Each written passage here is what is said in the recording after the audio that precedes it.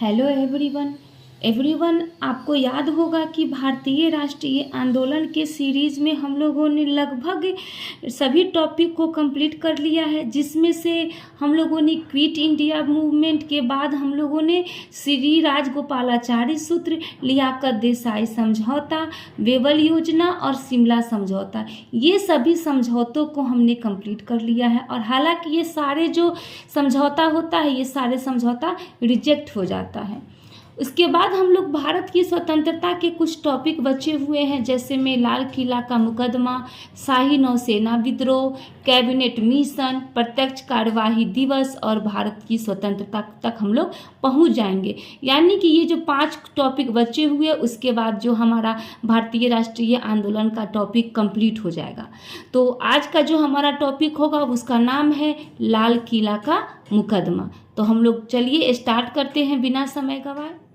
तो लाल किला के मुकदमा में हम लोग सबसे पहले देखेंगे आज़ाद हिंद फौज के बारे में। ये आज़ाद हिंद फौज से ही लाल किला का मुकदमा जुड़ा हुआ है। तो सबसे पहले आज़ाद हिंद फौज का आइडिया यानी कि ख्याल किसके दिमाग में आया था? तो कैप्टन मोहन सिंह के दिमाग में आया था। ये TRE 2 में ये क्वेश्चन पूछा गया है, BPSC TRE 2 में। तो इसका आंसर होगा कैप्टन मोहन सिंह के दिमाग में सबसे पहले आज़ाद हिंद फौज का ख्याल या आइडिया आया था। लेकिन आज़ाद हिंद फौज की स्थापना अगर पूछेगा तो स्थापना डॉक्टर रासबिहारी घोष के द्वारा किया गया था 1942 में जापान में। ठीक है। और ये स्थापना कहाँ हुआ है? तो इसका स्थापना सिंगापुर में हुआ, यानी कि इसका मुख्यालय अगर पूछेगा तो सिंगापुर में हुआ है। ठीक है।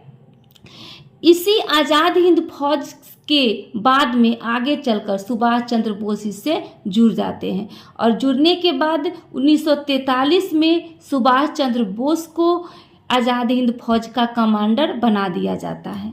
ठीक है। सुभाष चंद्र बोस दूसरे तरीके से चलाने के लिए आज़ाद हिंद फौज का अलग अलग कैडर बांट लेते थे, जैसे कि सेना में बटालियन होता है, ठीक उसी प्रकार आज़ाद हिंद फौज का बंटवारा कर दिया।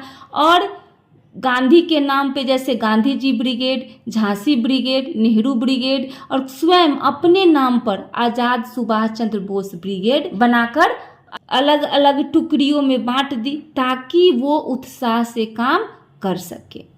और जो ये झांसी ब्रिगेड थी वो स्त्री सैनिकों का ब्रिगेड था। ठीक है।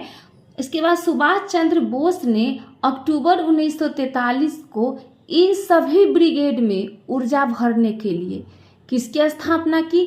तो आज़ाद हिंद सरकार का गठन किए। सुभाष चंद्र बोस 1943 में आज़ाद हिंद सरकार का गठन किए। और गठन किसके खिलाफ किए थे?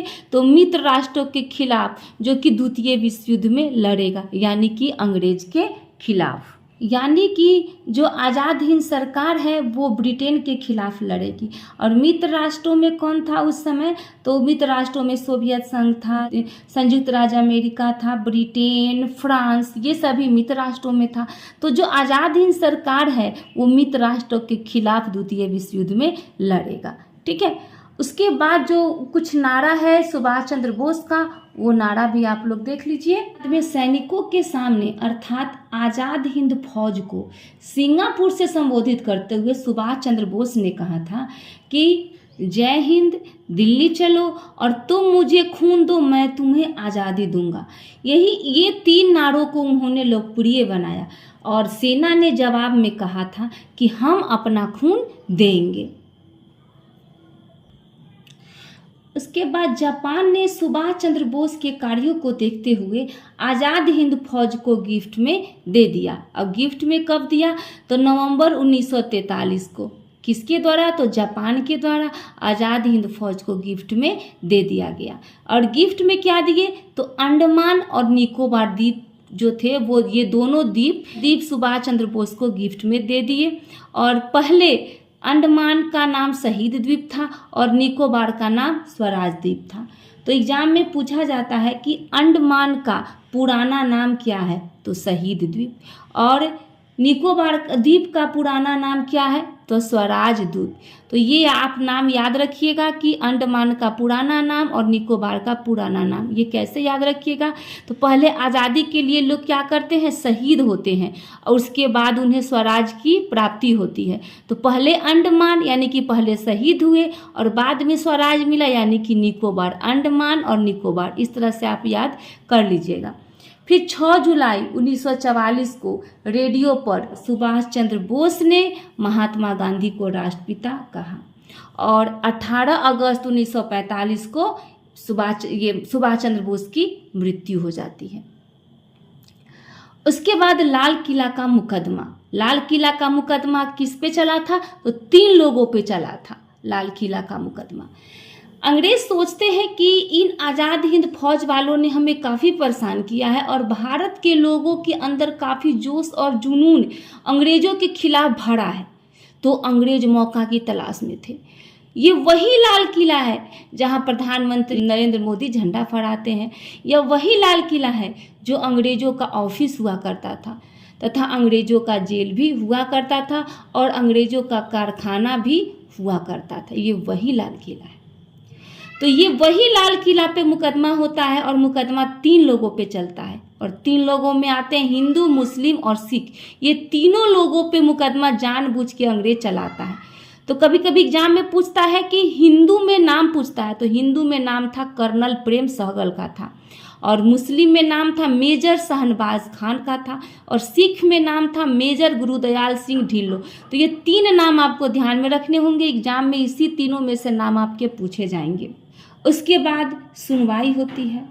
आखिर क्या कारण है कि इन तीनों पे मुकदमा चलता है, तो इन तीनों पर देशद्रोह का इल्ज़ाम लगाया जाता है और देशद्रोह होने के कारण इन पे मुकदमा होता है और इसकी जो सुनवाई होती है वो सुनवाई कहाँ होती है, तो सुनवाई होती है दिल्ली के लाल किला में।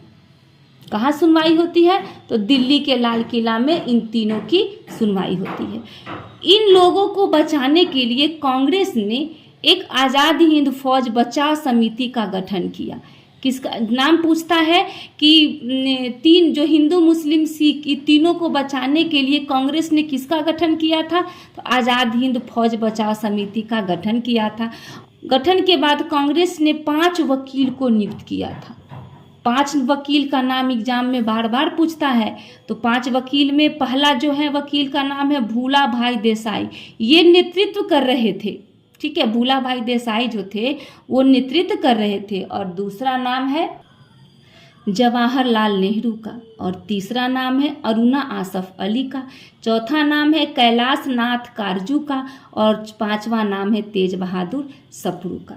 ये 5 वकील क्या कर रहे थे, कांग्रेस की तरफ से जो ये 3 लोग थे, 3 लोगों को बचाने का पूरी तरह से ये लोग प्रयास कर रहे थे, लेकिन ये क्या होते हैं, ये लोग असफल हो जाते हैं। सुनवाई होती है, सुनवाई के बाद क्या होता है, फैसला आता है और फैसला में जो ये 3 लोग थे कर्नल प्रेम सहगल, मेजर शहनवाज खान और मेजर गुरुदयाल सिंह ढिल्लो, ये तीनों को क्या होती है, तीनों को फांसी की सज़ा मिल जाती है। जब ये तीनों को फांसी की सज़ा मिल जाती है तो संपूर्ण भारत में विरोध का प्रदर्शन होता है, यानी कि पूरे भारत में विरोध होने लगा। क्यों कि ये तीनों अधिकारी को फांसी की सज़ा दी गई है। अब लोगों ने खूब विरोध किया। अंग्रेजों ने देखा कि इतना विरोध हो रहा है तो अंग्रेजों ने अपना दिमाग लगाया। विरोध इस लेवल का हुआ कि लोगों ने नारा लगा दिया। नारा क्या लगाया कि लाल किला को तोड़ दो, आज़ाद हिंद फौज को छोड़ दो। यहाँ तक लोगों ने नारा लगाना शुरू कर दिया।